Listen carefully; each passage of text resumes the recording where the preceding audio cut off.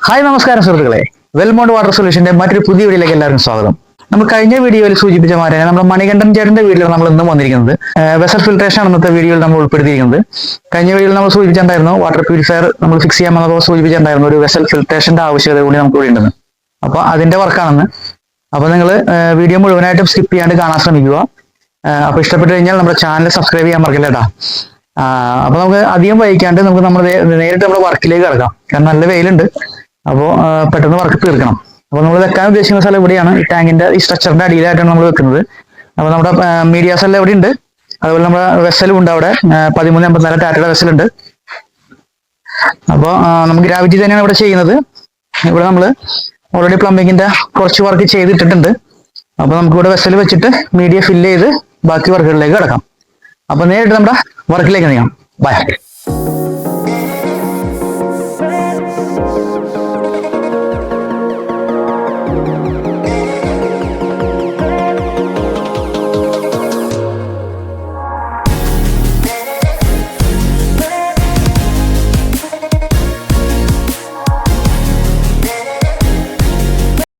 വെള്ളം ആദ്യം എടുത്തിട്ട് ആ ക്വാളിറ്റി കാണിച്ചു തരാം. ഇതാണ് നമ്മുടെ വെള്ളത്തിന്റെ ക്വാളിറ്റി. ഒരു ലൈറ്റ് ഗ്രീൻമാര് അല്ലെങ്കിൽ ലൈറ്റ് യെല്ലോ എന്ന് വേണമെങ്കിൽ വിശേഷിപ്പിക്കാം. കാണാൻ പറ്റണ്ടോന്ന് എനിക്കറിയില്ല, എത്രത്തോളം വ്യക്തത വരുന്നുണ്ടെന്ന് അറിയില്ല. ഇതാണ് നമ്മുടെ വെള്ളത്തിന്റെ ക്വാളിറ്റി. അതായത് ഡിസോൾവ് ആയി കിടക്കുന്ന അയൺ ഉണ്ട്. അപ്പൊ ഇതിനാണ് നമുക്ക് മാറ്റേണ്ടത്.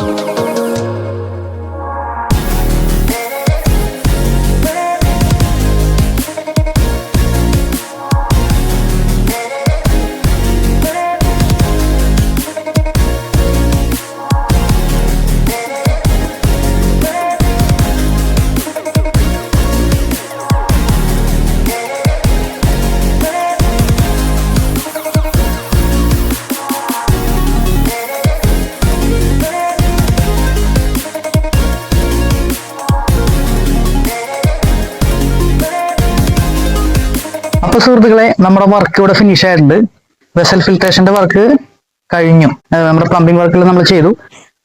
മീഡിയ ഫില്ല് ചെയ്ത് പ്ലംബിംഗ് ലൈനെല്ലാം ലൂപ്പ് ചെയ്തു. ഇനി അടുത്തത് ഇതിന്റെ ബാക്ക് വാഷ് ആണ്. ബാക്ക് വാഷ് ചെയ്യുന്നതിന് മുമ്പ് നമുക്ക് വേറെ കാര്യം ചെയ്യാനുണ്ട്. നമ്മുടെ ഈ ടാങ്കിന്റെ അടപ്പ് മൂടിയെടുത്ത് മാറ്റിയിട്ട് നമുക്ക് നെറ്റ് കെട്ടണം. പിന്നെ ഉള്ളിലൊരു സ്പ്രിംഗ്ലർ സിസ്റ്റം കൊടുക്കുന്നുണ്ട്. കാരണം ഓക്സിഡേഷൻ കറക്റ്റായിട്ട് കിട്ടാൻ വേണ്ടിയാണ്, കുഴൽക്കിണറാണ്. അപ്പൊ അതിന്റെ ഒരു വർക്ക് ഉണ്ട്. അത് കഴിഞ്ഞ് കഴിഞ്ഞാൽ നമുക്ക് ബാക്ക് വാഷ് ചെയ്തിട്ട് നമുക്ക് ലൈനപ്പ് ചെയ്യാം. അതിന് മുമ്പ് ഞാൻ നിങ്ങൾ സാമ്പിൾ എടുത്ത് കാണിച്ചു തരാം.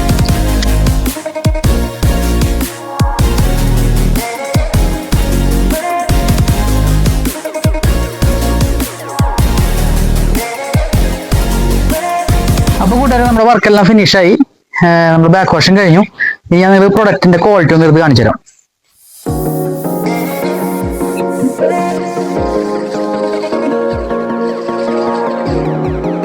പ്രഷറിനൊന്നും യാതൊരുവിധ വേരിയേഷൻ ഇല്ല കേട്ടോ. പ്രഷർ അടിപൊളിയായിട്ട് തന്നെ കിട്ടുന്നുണ്ട്. കണ്ടോ, ഇതാണ് നമ്മുടെ പ്രൊഡക്റ്റ് ക്വാളിറ്റി.